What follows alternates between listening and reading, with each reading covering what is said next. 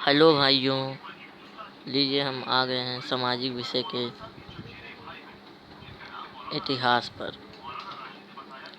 पाठ 1 है यूरोप में राष्ट्रवाद का उदय। बहुविकल्पीय प्रश्न प्रश्न 1, इनमें से किस वर्ष में फ्रांस में नागरिक संहिता, जिसे नेपोलियन की संहिता के नाम से भी जाना जाता है, का उदय हुआ? उत्तर गा 1804 ईसा में।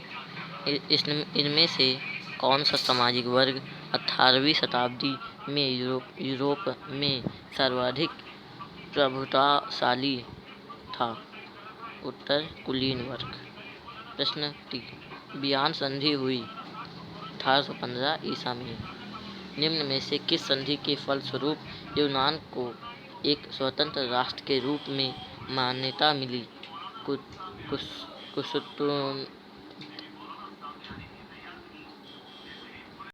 कुस्तुतुनिया की संधि में।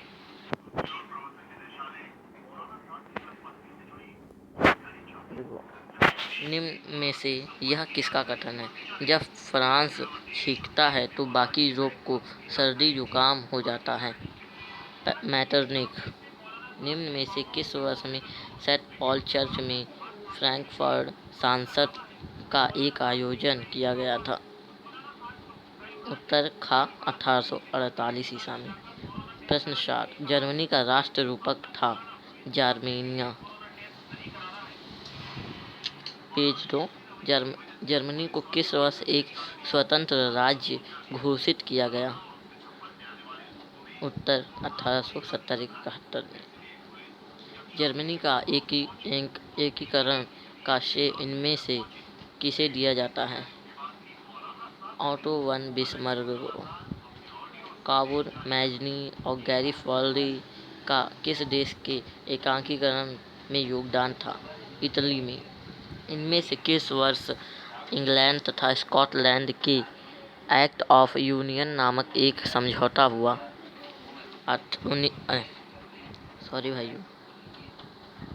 1707 ईसा में। फ्रांसीसी क्रांति के दौरान कलाकारों ने स्वतंत्रता, न्याय और गणतंत्र जैसे विचारों को व्यक्त करने के लिए नारी रूपक का प्रयोग किया। इस नारी रूपक का नाम था मैरियन घा। अति लघु उत्तरीय प्रश्न 1, किस प्रसिद्ध फ्रांसीसी चित्रकार ने 4 चित्रों की श्रृंखला बनाई है? फ्रेडरिक सैजो ने 1848 ईसा में। 19वीं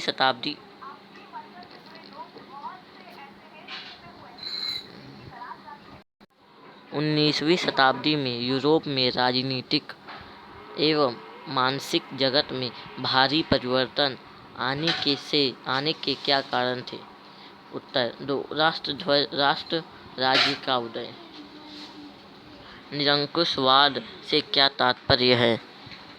एक ऐसी सरकार या शासन व्यवस्था जिसका सत्ता पर किसी प्रकार का अंकुश नहीं होता। ऐसी सरकार जनता के अनुकूल कार्य नहीं करती। ये अत्यंत केंद्रीकृत सैन्य बल पर आधारित और दमनकारी सरकारें होती थीं।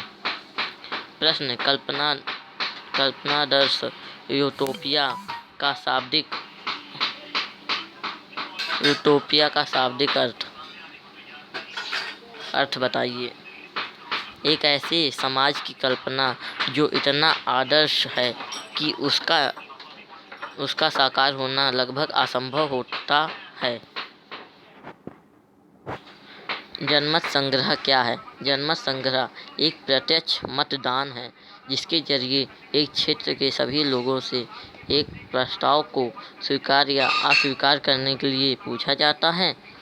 प्रश्न 6, उदारवाद क्या है? उदारवाद लिबरेलिज्म शब्द का हिंदी रूपांतरण है। लिबरेलिज्म शब्द लैटिन भाषा के लाइब्रा पर आधारित है, जिसका अर्थ है स्वतंत्रता।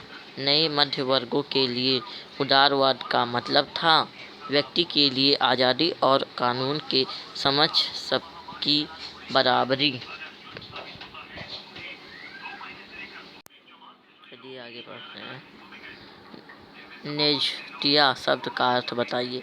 एक साझा नस्ली जनजातियाँ या संस्कृति उद्गम अथवा पृष्ठभूमि जिसे कोई समुदाय अपनी पहचान मानता है। जर्मन राष्ट्र का रूपक क्या था? वह किस बात का प्रतीक था? उत्तर, जार्मेनिया जर्मन राष्ट्र की रूपक थी।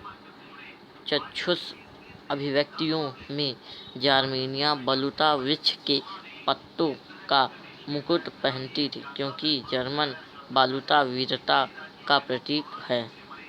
नारीवाद क्या था?